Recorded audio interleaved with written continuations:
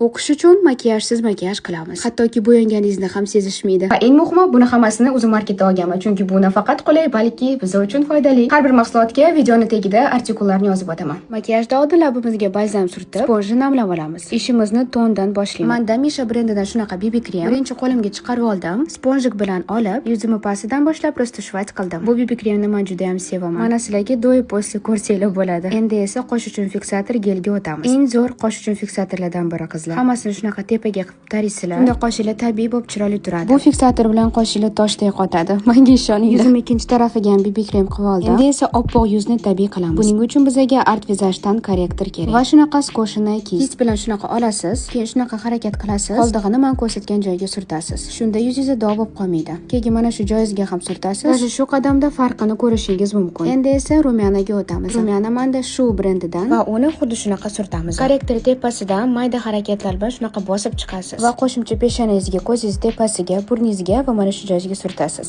Endi esa vaqt pudraga. Men L'Orealdan ishlataman. Pudrani shunaqa olib harakat qilasiz, ko'zingiz tagiga, peshonangizga, shu sohaga va konturingni tagiga surtasiz. Endi esa vaqt sevib qolgan tushimga. Bir nechta vazifa bittada. Ham uzunlik, hajm, bukilish, qora kipriklar, xolos mana sizlarga natija. Labimizga o'tadigan vaqti keldi. Shu brendidan qalamni ishlataman va labimizni kattaroq qilish uchun mana sizga videoda lifehack. Bir tarafi tepadan pastga, bir tarafi pastdan tepaga surtiladi. Labimni qalam bilan bo'yab, o'rtasiga lyuks vizajdan shunaqa tint ishlataman. Muhimi labinglar nam bo'lishi kerak. Bu tintni yana men tint sifatida ham ishlataman. Ozgincha shunaqa labimga rostashvatga olib va natijada bizda shunaqa nejniy o'qish uchun makiyajsiz makiyajimiz tayyor bo'ldi. Ishlatgan mahsulotlarimni opisaniyada artikuli bilan qoldirdim. O'zim marketdan barchasini xarid qilsangiz bo'ladi.